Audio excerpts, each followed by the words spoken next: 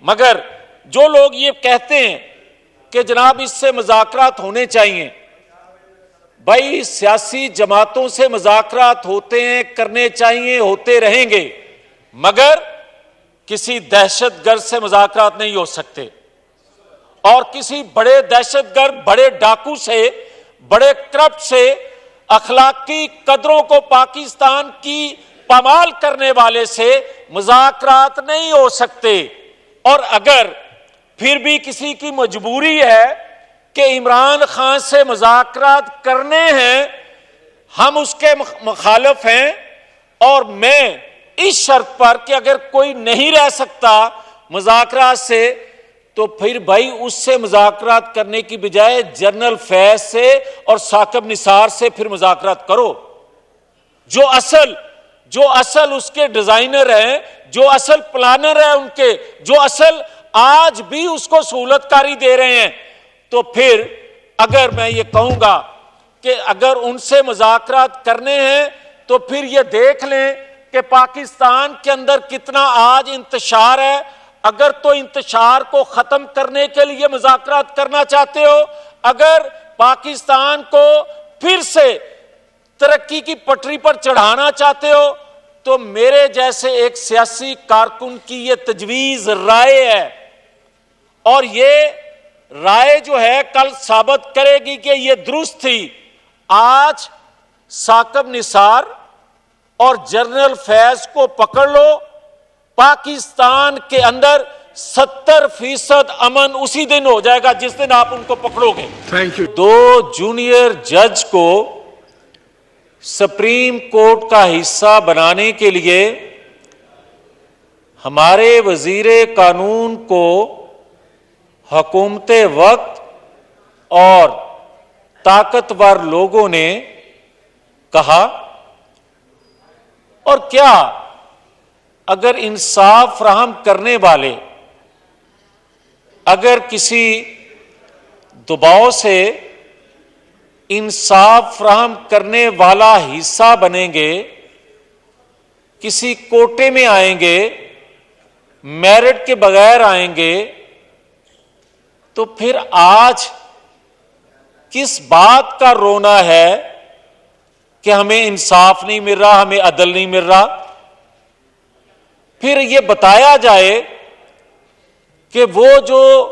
دو junior جج صاحبان، محترم جج صاحبان، سپریم کورٹ کا حصہ بنے، تو طاقتور لوگ جو تھے اس وقت کے، انہوں نے کون سی بات کہی جو آج پوری نہیں ہو رہی، یا کون سی بات پہ وزیر قانون صاحب جو ہیں وہ مجبور ہوئے؟ یہ ہاؤس کو بتانا چاہیے، لوگ سننا چاہتے ہیں، اور لوگ پوچھ رہے ہیں کہ کیا پاکستان کے اندر جب جب کرائسس آئے، آئینی ہوں، معاشی ہوں، یا پاکستان کے اندر داخلی انتشار ہو، اس کے پیچھے کون سے فیصلے ہوتے ہیں اور کن کے کیے ہوئے فیصلے ہوتے ہیں؟ اور اگر آپ ان فیصلوں کو، کیے جانے والے فیصلوں کو نظر انداز کر کے آپ کہیں کہ پاکستان کو آگے بڑھنا چاہیے، پاکستان کو ترقی کرنی چاہیے، کیسے آئے گی؟ آپ یہ بتائیں کہ کل کا ایک چیف جسٹس وہ کہہ رہا ہے کہ ڈیم کا فنڈ جو ہے، جو جمع کیا، وہ میری مرضی، میں اس کا جواب حساب دوں یا نہ دوں۔ پہلے تو یہ بتایا جائے، یہ قانون ساز اگر ہاؤس ہے تو یہ پوچھنے کا مجاز ہے کیا کہ اگر عدلیہ میں بیٹھے لامحدود اختیارات کے مالک اگر چیف ایگزیکٹو بھی بن جائیں، اگر آپ کے معاشی معاملات کو بھی وہ چلانا شروع کر دیں، آپ کے اسٹیٹ بینک کو بھی وہی ہدایات دیں، تو پھر جو اس ریاست کے باقی ادارے ہیں پھر ان کو بند کر دینا چاہیے. پھر ایک ادارہ، کیونکہ ہماری معاشی جو صورتحال ہے اس میں رہتے ہوئے اگر ادارے کام نہیں کر سکتے تو پھر ان کو اتنا خرچ دینے کی، اتنا پیسہ دینے کی ضرورت نہیں، وہ بھی بچا لیا جائے اور ایک ادارہ کام کرے. جون آ رہا ہے، بجٹ بھی وہی پیش کریں. اور آج آئی ایم ایف سے جو آپ ناک رگڑ رگڑ کر ان کی تمام شرائط اور پاکستانی قوم کے پیٹ پر پتھر باندھ کر ان کا گلا گھونٹ کر آپ اتنی کڑی شرائط پہ ان کے ساتھ ایگریمنٹ کرنے جا رہے ہیں، جو کہ ہر چیز آپ جو وہ ڈیمانڈ کرتے ہیں پوری کرنے کے بعد وہ چھلانگ لگاتے ہیں، آگے چلے جاتے ہیں، کیونکہ یہ امپورٹڈ حکومت ہے اور آئی ایم ایف جو ہے وہ لوکل ہے. پھر یہ جو مذاق بنا ہوا ہے پاکستان کے ساتھ، اور جو اس امپورٹڈ حکومت کو، جو سائفر کو، جو پاکستان کے باہر جو عالمی قوتیں ہیں، جو ان کی اعلی کار حکومت ہے بقول اس شخص کے، تو پھر آئی ایم ایف کو تو ان کی مرضی کے مطابق چلنا چاہیے تھا. اور اگر یہ مرضی کے مطابق نہیں چل رہا تو پھر امپورٹڈ کوئی اور ہے، پھر وہ عالمی ایجنڈا کوئی اور پورا کر رہا ہے. اور یہ کب سے ہو رہا ہے پورا؟ بھائی آپ قومی جماعتوں کو توڑتے ہو، اور یاد رکھیں جب قومی جماعت کو توڑا جاتا ہے ریاست کو کمزور کیا جاتا ہے، اور جب قومی لیڈر کا قتل کیا جاتا ہے پاکستان کا حصہ تقسیم کیا جاتا ہے. اور یہ سلسلہ چھوٹے صوبوں سے پہلے شروع ہوا اور یہ بڑھتے بڑھتے پنجاب تک آ گیا. آج پنجاب کے لیڈر کو آپ 3 دفعہ 2002، 2008، 2018 میں انتخابات سے باہر رکھ چکے ہو. اب کس کی خواہش ہے،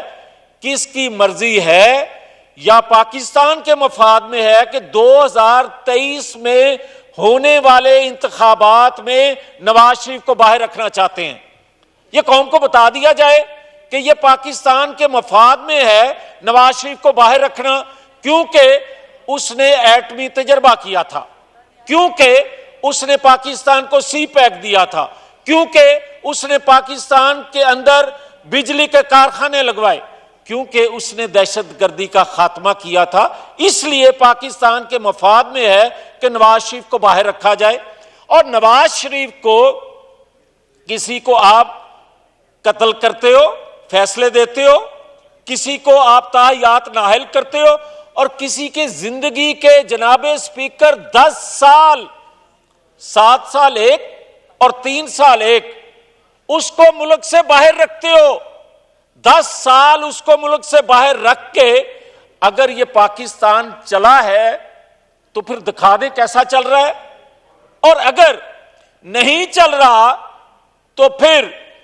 آج آپ راتوں کو یہ بات کہتے ہو کہ نہیں نواز شریف ضروری ہے، تو پھر دن کے اجالے میں بھی یہ اعتراف جرم کرو کہ ہم نے 2017 میں غلط فیصلہ دیا تھا. اور آج اگر یہ اعتراف نہیں ہوگا تو یہ کہا جاتا ہے جب مجھے کہ جناب وہ ایک پاپولر بندہ ہے، وہ گھر بیٹھے اس کی بیل بھی ہو سکتی ہے، گھر بیٹھے اس کی حاضری بھی ہو سکتی ہے، اور کئی مقدمات بغیر پیش ہوئے ڈسچارج ہو سکتے ہیں. مگر میرا کیس 7 سال سے اسی طرح لٹکا ہوا ہے. میں تو قصوروار ہوں، کیونکہ میرا قصور یہ ہے کہ میں اس مٹی سے پیار کرتا ہوں، اس سے محبت کرتا ہوں. مگر ان کے اپنے ادارے کے اندر قاضی فیض عیسیٰ، ان کے خلاف ریفرنس دائر کرنے والے اور وہ سازش کا حصہ بننے والے لوگ جو ہیں، آج بھی کوئی ایوان صدر میں موجود ہے اور کوئی جو ہے وہ بنی گالا زمان پارک میں موجود ہے اور کوئی فیض آج بھی فیض عام کر رہا ہے. تو میں جب یہ جناب اسپیکر عرض کرنے کی اجازت ہے, انہوں دے کول پوچھ لو وہ ذرا جی. مگر جب میں یہ سوال کرتا ہوں, جی وائنڈ اپ کر لیجیے. جی میں جب یہ سوال کرتا ہوں جناب اسپیکر کہ جب آپ ہمیں انصاف کے بغیر اور کسی کے ساتھ لاڈلے جیسا سلوک کریں گے تو پھر آپ یہ مطالبہ کرتے ہیں کہ جو میں کہوں وہ قانون بن جائے, وہ انصاف بن جائے, وہ عدل بن جائے. کوئی یہ پوچھنے والا نہیں کہ ایک شخص نے بغیر کسی وجہ کے 2 اسمبلیاں توڑ دی. پہلے یہ پوچھنا چاہیے کہ یہ 2 اسمبلیاں کس بنیاد پر, کس قانون کے مطابق تم نے توڑی, اپنی خواہش کے مطابق. یہ کھلواڑ آئین سے جو کرنے والے ہیں, آئین کی تشریح کرنے والوں کو پوچھنا چاہیے.